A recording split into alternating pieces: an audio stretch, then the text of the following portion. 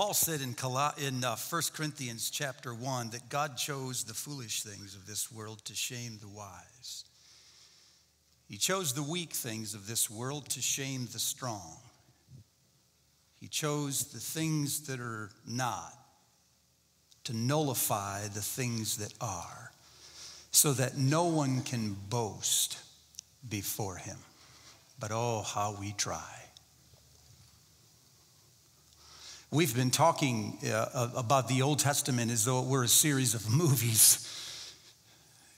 And the plot connecting all the movies is how God saves the world. And so in the time of Noah, he saves it in an ark. In the time of Abraham, he saves it on an altar. And in the time of Joseph, he saves it through a remnant. Now this morning is the story of Moses. Moses is the greatest story of deliverance probably in the whole world. He is an unlikely hero.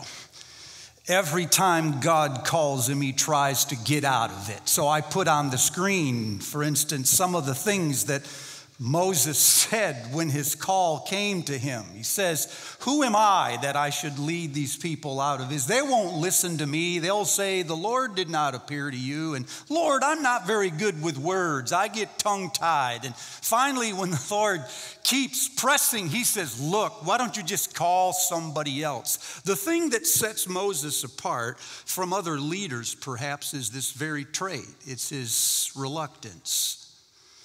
Here stands or kneels a person in front of a bush that is on fire and it is not burning up. There is a voice coming out of the bush calling him by name twice. Moses, Moses. It's the first time God has spoken in 400 years to any mortal. And that's not enough. He doesn't say yes. He says, "But they're not going to listen to me if I do this. They're going to say, 'The Lord did not speak to you.' The Lord said, 'Then throw down your staff.' And when he does, it turns into a serpent. And he says, 'Now pick it up.'" Some of us would be like, "No, done." And when he picked it up by the tail, it turned back into a staff. And Moses thought, it's not that fantastic. Pharaoh's wizards do things like this all the time. Lord said, "Put your hand inside your jacket. Pull it out." And he looked at it and it was white with leprosy. He said, "Put it back in there again." Now I'll look at it again and it was clean. You'd think that would do the trick for sure. But Moses said, "But I can't talk. I'm not good with words. Leaders have to talk." The Lord said, "Who gave you your mouth? I will teach you what to say." And while there's not a preacher in the world who wouldn't kill for a guarantee like that, Moses says, "Look, why don't you just call somebody else?" Lord says, "Take that staff and hold it in your hand. You'll use that to perform miracles." If God saves the world in an ark or on an altar or through a remnant, in Moses, he saves the world through unlikely people. A person that looks at miracle after miracle after miracle, supernatural signs, hears the voice from God and refuses to follow. I think there are two kinds of leaders. Most of us were called to lead something long before we knew what we were doing. They elected you to the office. They gave you the job. You got your first class. They made you captain of the team, or they handed you your first child. And no one ever said to you, "Congratulations, you're a leader." But that's what you were. And you never felt like it, probably. But you knew that it was an aggressive and competitive world. And so if you wanted to compete and you wanted to leave a mark, you'd have to adapt a personality that is not your personality. It's like an alter ego. You learn to become what you believe the job needs you to become, what it takes to keep up with society. But that's not who you are, probably. I have been around leaders for a long time now, and I have learned that the dirty little secret of leaders is that they are never as confident in private as they appear in public. They can put it on because they have to. They have to sell something. They have to get it passed.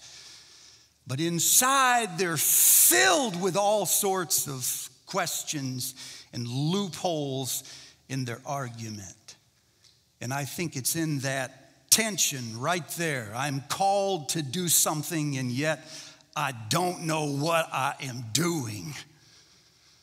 We develop this alter ego. And from there, we fall into one of two categories. One of them is an assertive leader. The other one is a reluctant leader. An assertive leader is David. He's like 12 years old. He goes to the front line. His brothers are in combat, and he looks out over their head, and he sees a 9-foot behemoth standing there, well-armed, taunting the Israelites. They're running in fear, and David, the boy is like 12, stands there and says, "Who is this uncircumcised Philistine? Why are you listening to this? Why does he dare criticize the armies of the living God?" His brothers are like, "We don't know."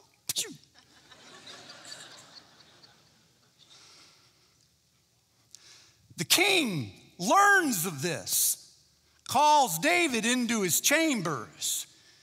And you'd think that would intimidate the kid, but what he says to the king is, "Let no one lose heart on account of this Philistine. God will deliver him into my hands." Saul says to him, "Son, this Philistine has been a fighting man since his youth." Translated, he's a man-child. He was born big. David thinks then he's too big to miss. He says, "Let me fight the Philistine." Finally, Saul consents and says, "If you're going to fight him, at least put on my armor." So he puts on Saul's big, heavy armor, and he just throws it off because, in his words, "I'm not used to it." That's really what he said. "I'm not used to this." Well, of course you're not used to this, because you're driving a rickshaw. This is a Mercedes-Benz. Of course you're not used to this. This is what military men have. You don't stand in the king's presence and say, "Sorry, I don't want your junk. I'm not used to this."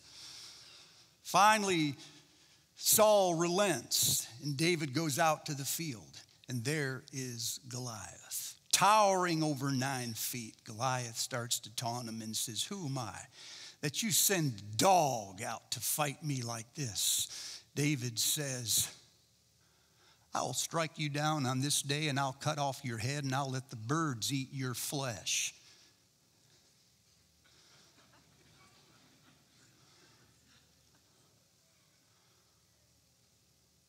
Now wait for the last line. "Then all the world will know that there is a God in Israel." Assertive leaders, I've worked for them. I've worked with them. They're not all the same. They're not all super confident. They're not all outspoken. They're not all charismatic, but they all have a switch. And when they see what needs to be done, they can flip a switch, and they go after it, fearless of the consequences. The other kind of leader is a reluctant leader. If David refuses to be denied, the reluctant leader refuses to accept the invitation. David can't come to grips with the fact that somebody doesn't want him. Moses can't come to grips with the fact that somebody does. And so his entire career, he is just torn by these inner voices that tell him he's not good enough for the job. I'm not saying David never had these voices. I'm saying he could turn them off. Moses can't. Hears them his whole life. And so deep into his career, the first time there's resistance, the first time the people don't like him, he says, I want to quit. He's a reluctant leader. I went back to the early chapters in Moses' life and tried to identify marks of reluctant leaders. And here's why, because I think probably there are more people in the room today who are reluctant than there are people like David. Now, you might have learned to become aggressive, but that's not your default. And today I want you to get in touch with your real self, not the false self, the one that you've put on. Reluctant leaders, I think, often come from troubled backgrounds. Moses is raised by a single parent who is not his mother. All of his contemporaries are dead. They were drowned in the Nile River. He is alone through all of his childhood. I wonder if reluctant leaders don't have this stigma in their past that follows them for the rest of their life, that makes them think, I hope nobody finds out about this, because if they do, then they will know that I'm an imposter. I don't deserve this position that they gave me. Reluctant leaders are never wanting to take something on. They find themselves caught in the drama. They see an injustice, they see a cause, and before they know it, they are just pulled right into it. And when they get into it, they get in between conflicting powers. One of them doesn't like him and the other one wants to kill him. And so they say, as Moses did when he named his first child, I'm an alien in a foreign country. I wonder if reluctant leaders live in the crucible of a homelessness. They can be loyal to their family and their friends, but they always feel like nobody else around them understands. I wonder if they are plagued by some failure in their past. The time when they tried something or they ran for something and it didn't go well, and it reinforced the narrative that they have of their self that says, you are a nobody and you will remain a nobody until you prove to the world you are a somebody, and you can't. I wonder if reluctant leaders like Moses have a defect or a deficiency, anyway, a handicap that comes from their past. I can't talk. Some say Moses stuttered, bothered him his whole life. And I wonder if reluctant leaders today have something about them. It's their intelligence or their appearance or some disability which they think disqualifies them from leadership. They always look at other leaders and think they can do it better. Oh, find Aaron. He knows what he's doing for sure. I said to somebody not long ago, I read 22 books on leadership in 6 months. Felt like a worse one when I was done than when I started. David writes all the leadership stuff. Moses can't fit in the armor. I wonder if reluctant leaders have a staff They have an edge. They have an ability. It's a talent. It's a skill that very few people have. And it's a powerful leverage. But they underestimate it. They don't know what it can do. And so they just drag it along with them instead of using it. Take a moment and think about yourself. Are you more like David? Who is that giant? I'll kick his rear end. Or are you more like Moses? Who am I? Call somebody else.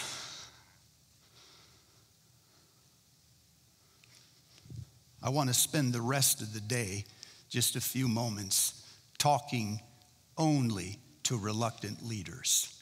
If you're David, you got the day off. But then you're exhausted and you need it. So what I've done is I've read the entire life of Moses. I'm going to do this in 20 minutes. With 2 handfuls of points. These are not points. These are axioms. You know what an axiom is? An axiom's like a proverb. It's a short statement with a ton of experience and history behind it. I want to give you a couple sleeves of axioms. Not all of these will apply to you if you're a Moses, but 1 or 2 of them might, and if it does, I hope you'll write it down. Maybe put it on your wall. Because someday when you're going out the office or you're driving through the traffic, you'll see it there on the dash. And it will remind you, oh, that's right. This is how I'm supposed to lead. Here's the first one. The success of any venture or any organization is disproportionate to one person. The Lord said, I have seen the misery of my people in Egypt, so I'm sending you.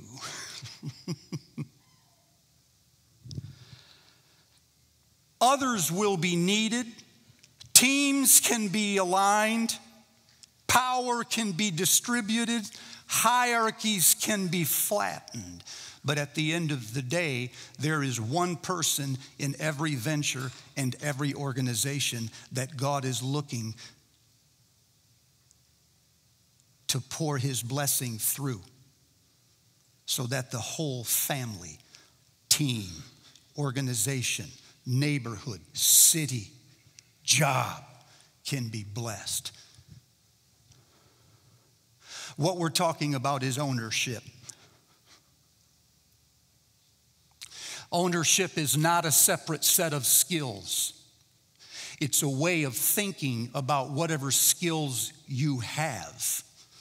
And it's a way of engaging your area where God has assigned you with those skills. Because you know that the world is not going to be made better by somebody else over the next few decades. It will get better or it won't, based on what people like you do. Number 2, God can use you even without your consent.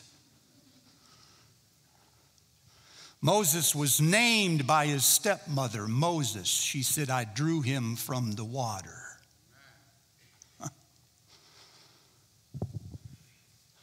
So he spends his entire childhood named, drawn from the water. Those of you that have read the whole story know that that's exactly what he would do for other people later on. His mission is in his name.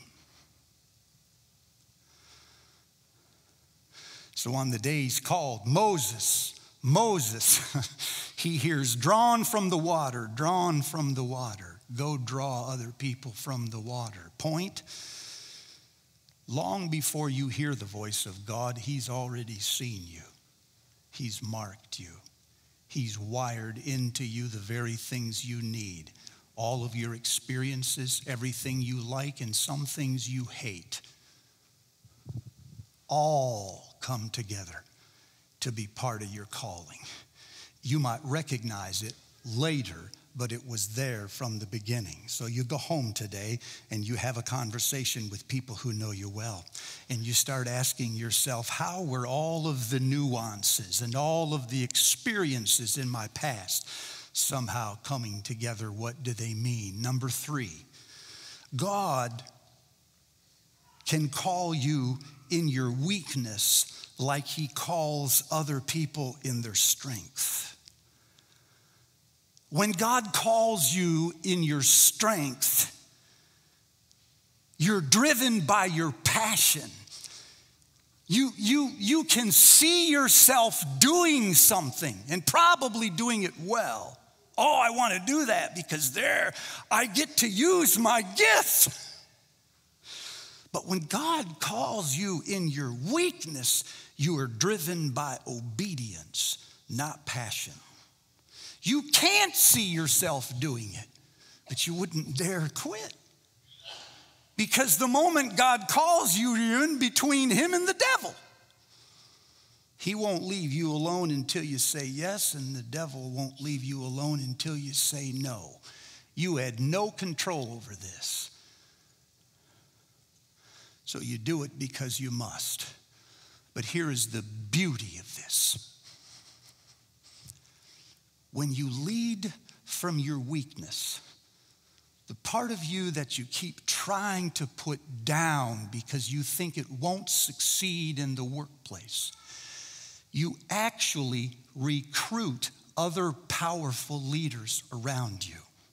Study after study after study reveals this. Forceful leaders recruit less productive teams.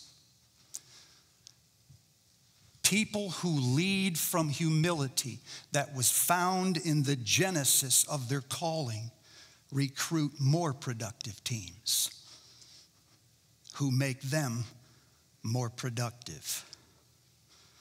Number 5,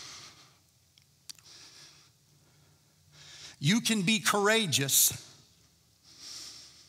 even when you're afraid.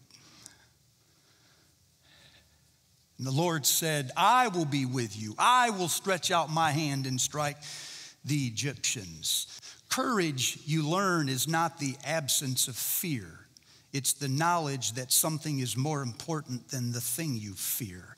And so it is rooted, in fact, in your weakness, not in your strength. You can only show courage when you are afraid. It doesn't cast out fear, it transcends fear. It doesn't believe that you can do something. It believes that God is about to do something, and it just gets in the line of fire. Number 6. Put that up there. I got to remember them now. You can be in charge of something without making it happen.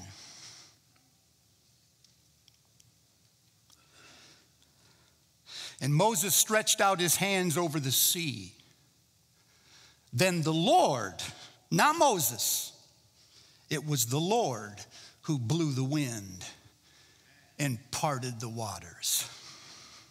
You will be tempted when you lead from your strength instead of your weakness to imagine that you are responsible for the outcomes. You're not. You're responsible for the inputs, because the outcomes in any venture are usually dependent on variables you can't control, let alone foresee. So in weakness, you do with diligence the thing that is required today. Now, you'll have a part, but it does not equal the outcome.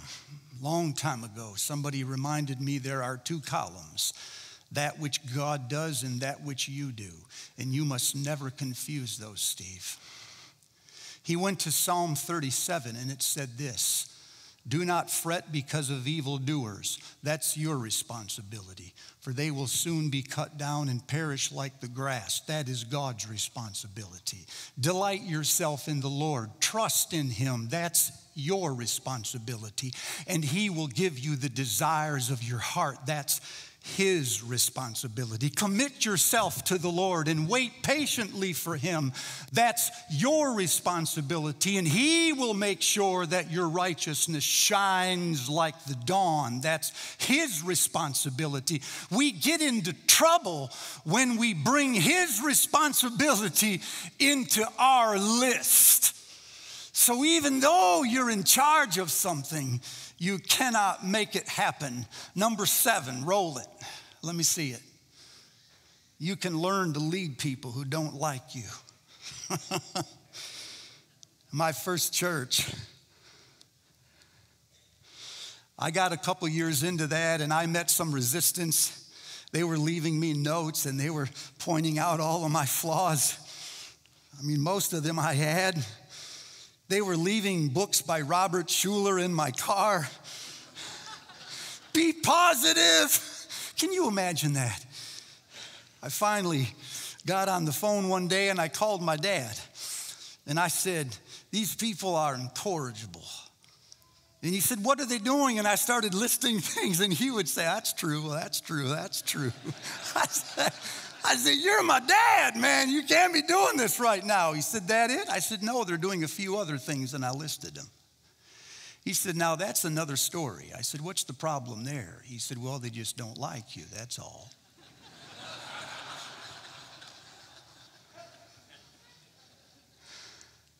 I said, what do I do?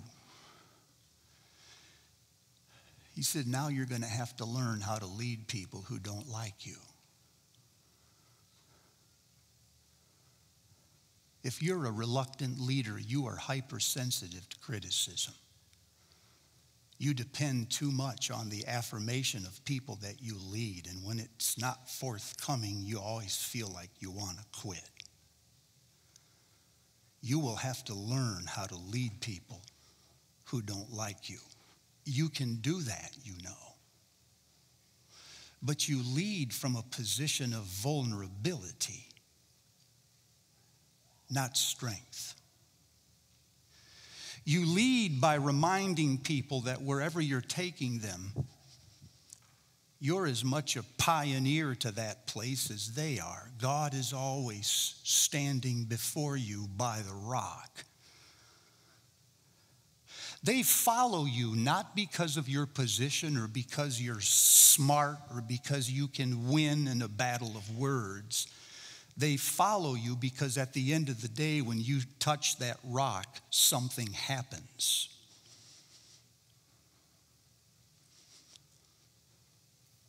Their futures got better.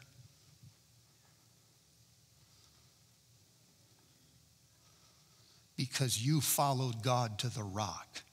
It's your body of work that wins the day. Which leads to the next one. You can win an argument without saying a word. One of my favorite scenes in Moses' life is while they're in the desert and the people are, wait for it, grumbling. You ever led people like that? Doesn't matter how many miracles, they're still unhappy about something. And they're grumbling against Moses and Aaron.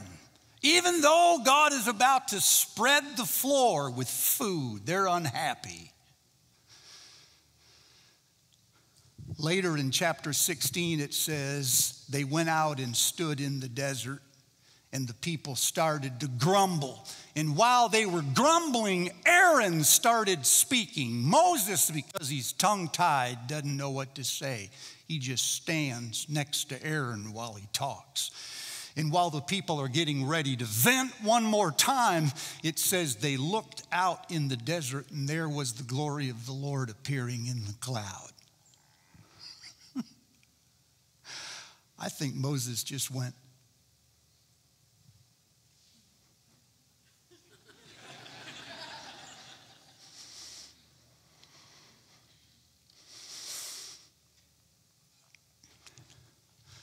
number 8, 9, 10, however many this is, put it up there.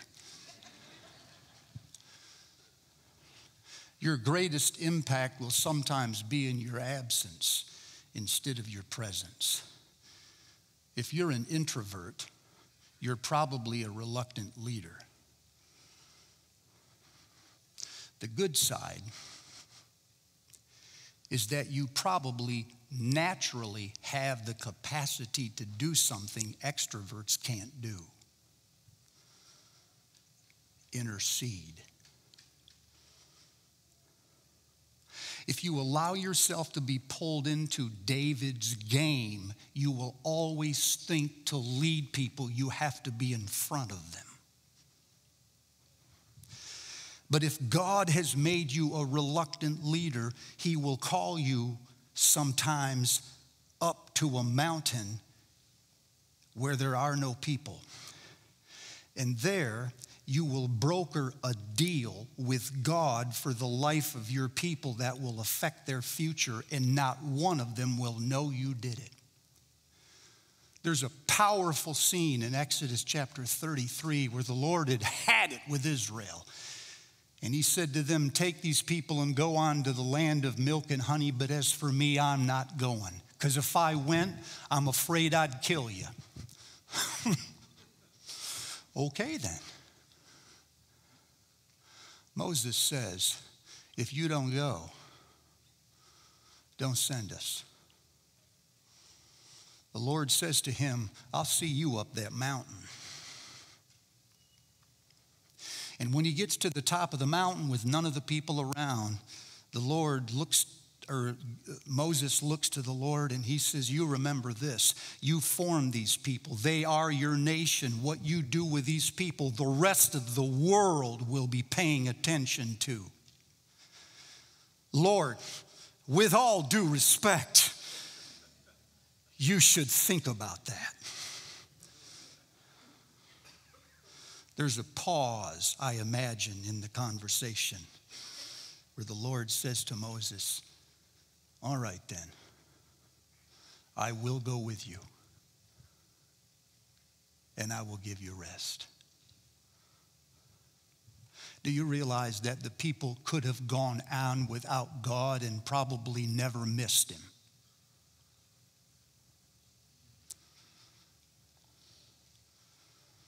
But someone that has been in God's presence most of his life knows that's a game changer. People can feel wildly successful and prosperous even when God is not there. And that's not enough. So God may call you, some of you, reluctant people who think, I can't get in front of other people, to intercede, to put this congregation on your back and go to this altar and start bargaining for people who will never know you did it and they won't thank you. Turn. Let's go to the next one. Live with integrity, because sometimes consequences are more drastic than your actions deserve. You all know the story when the Lord said, go to the rock and speak to it. Moses was flabbergasted by then. He took the staff and went over and struck the rock. And when he did, struck it again. Water started to gush from the rock. First person had not drunk yet when the Lord said to Moses, you got your water. But because you did that, you'll never get into the land I promised. One foolish error cost Adam and Eve the garden.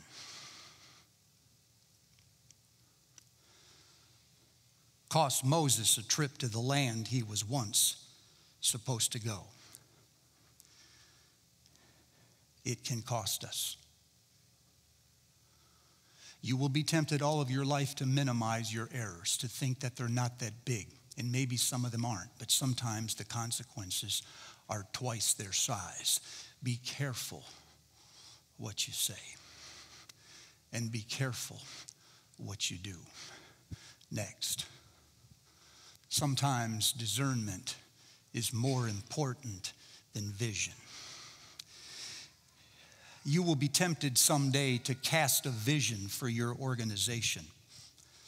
You'll do this because the people in your department will ask for it. They will come to you and say things like, we don't really know where we're going, and we don't know how what we're doing fits into this. And so you will say to yourself, there's a deficiency in vision here. I need to cast a vision. From there, you'll develop a strategy. And from there, you'll implement your strategy. My fear is not that you will fail, it's that you will succeed and believe that vision alone is the way to move an organization forward. And I confess it is a powerful tool.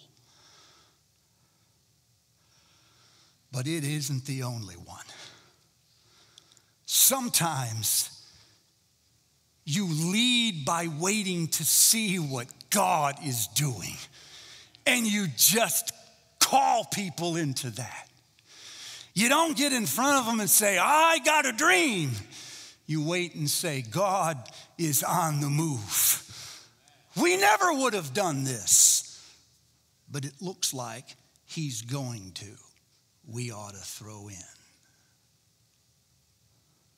Number 11, you can have a vision for something you're not supposed to do. Towards the end of Moses' life, the Lord takes him to the top of the mountain and says, look out over the land that I promised you. Look, he says, because you will die on that mountain and you will not inherit the land. I think it's a flaw in much leadership today, church, that our visions are no longer than our lifetime. I think too many of us can only envision things that can be done in our lifetime. And I think there is room for somebody to get on top of a mountain and see things that will happen after their lifetime. I talked to a man not long ago who said with a terminal disease that he was not afraid to die, but he was sad. I said, why is that? He said, I envision everything God will be doing with my family and I won't be there for it. I understand that passion and that sadness. It's what every leader feels. Every person who is in charge of something feels that the movement is going so much further than they will get to go. But do you not realize it is here in this moment that our lives find their meaning? Here we discover that what we've given our lives to is much longer than our lives. And so it's bigger than our lives. And that's what makes this work meaningful. Last, you can feel like a failure and still succeed.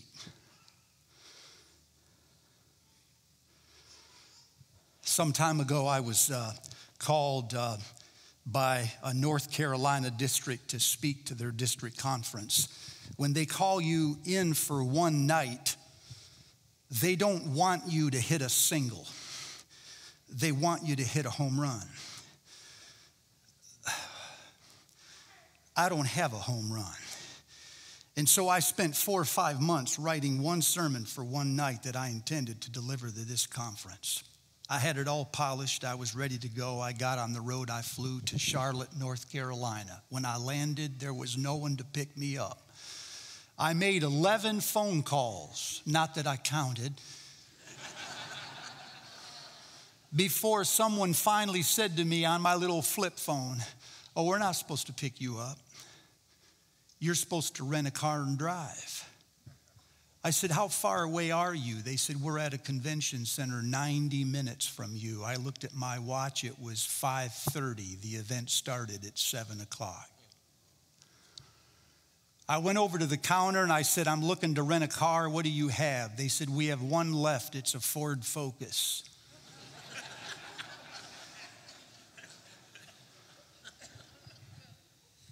I almost flew home. I rented a Ford Focus 4-cylinder, put my 6'5" body in that little thing and started out for the interstate. No sooner did I get on it when the interstate was a parking lot. There was traffic all the way down.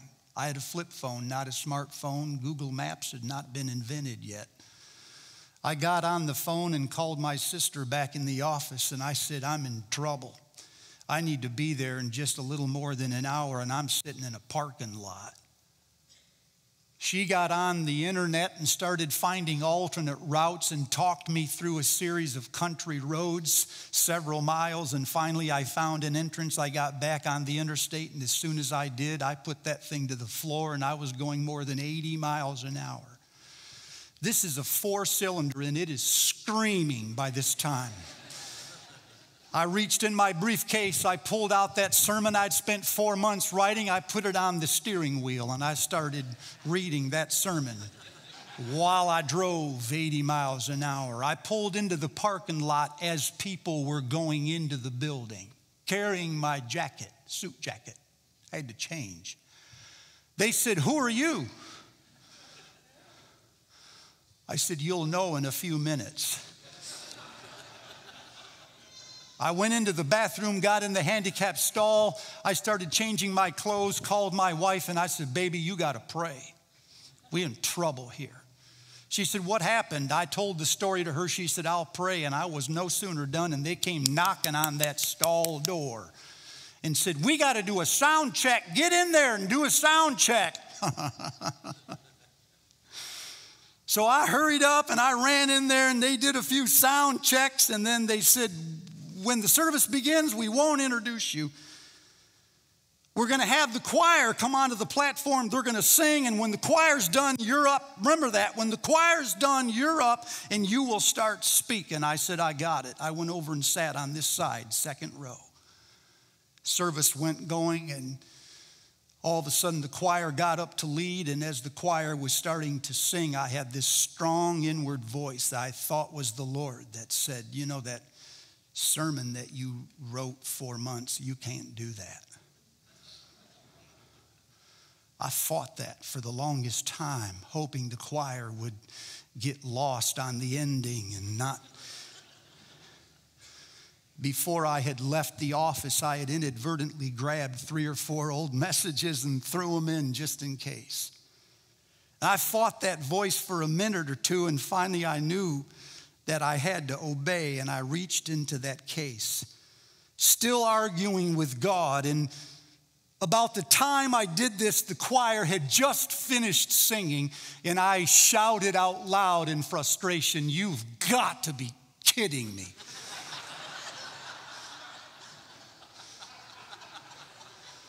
So the choir hit its opus ending. "No, you've got to be kidding me." Came from the speaker in the second row.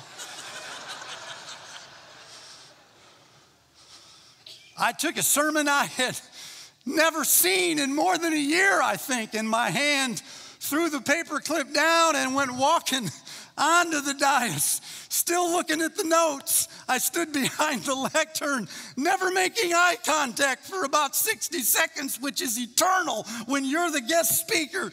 And finally, I looked up and lied through my teeth. I said, "I'm so glad to be with you tonight." I started to preach a truly forgettable, no, I think it was memorable sermon. I got to the end of that sermon, and I could tell the wheels had come off, and I was emptying my pockets looking for things I'd read or stories I'd heard. And I heard a story Keith Dury tell one time when David came out as a boy and said, "God talked to me." Sharon said, "What did he say?" Keith just said, "Go tell him yes." I thought, that's an ever-present help in a time of need. So I told that story at the very end. Whatever God is saying to you tonight, just tell him yes. Let's pray. Amen. I walked off the platform. They came up and tried to collect the end of that service. And then they dismissed people. I got in my car and I drove back to the airport. My sister called me and said, "Well, how did it go?" I told her this story. I said, "God, I was sure he told me not to do that." She said, "Well, did he confirm it?"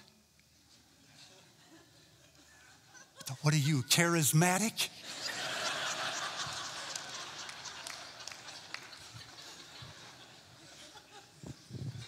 I said, no, he did not confirm that. He sends me up and hangs me out to dry. I get in my car, I'm driving back, and he does not have the decency to say, attaboy. I get nothing driving back. 2 years go by. 2 years go by. And I'm thinking, I will never do that again. I'm teaching a class in Frankfort, Indiana. A man about 55 years old comes in and sits across the table from me and says, you were the speaker in North Carolina one night. Do you remember that night? I said, well, that was the night from, well, not heaven. I said, I preached a truly forgettable message that night. He said, yeah, it wasn't that good. Then he said, you never gave an altar call. Why didn't you do that? I said, because, sir, I was just trying to get out of there as fast as I could. I was humiliated and embarrassed and never felt like more of a failure in my life. This is what he said. This is a quote.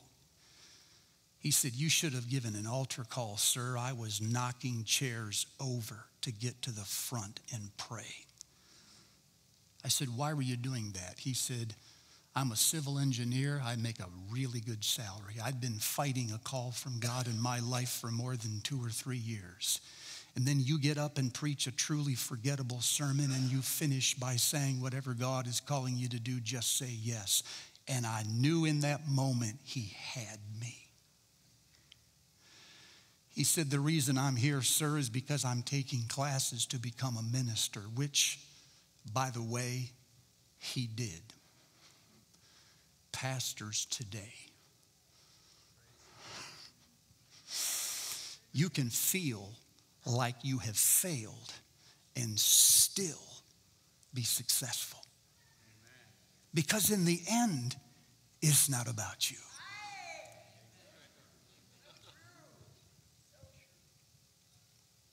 Here's my ask. I think there are reluctant leaders all over the congregation. Not all of these thoughts have hit you, but some of them have. And maybe God is identifying you this morning as a Moses. And maybe you work in areas or for people where there are invisible layers of employees feeling oppressed, poor, downtrodden. And maybe God wants you to lead them up. I'm not the one in charge, you say. Yeah, but the one who takes ownership is not always the one in charge. It's the one who is willing to be used as a valve by God to bless that organization. Would you bow your heads? In a moment, I'll lead you, or Bo will, in the prayer of Wesley of consecration. But first, I wonder if you would just self-identify, if you would say, I'm in that category. I don't feel especially talented. I feel like I've failed too much to ever be successful now. The call is so much larger than me, and I don't really know where I'm going, but I do sense that God has his hand on my life. And while I don't feel passion, I feel like I must obey.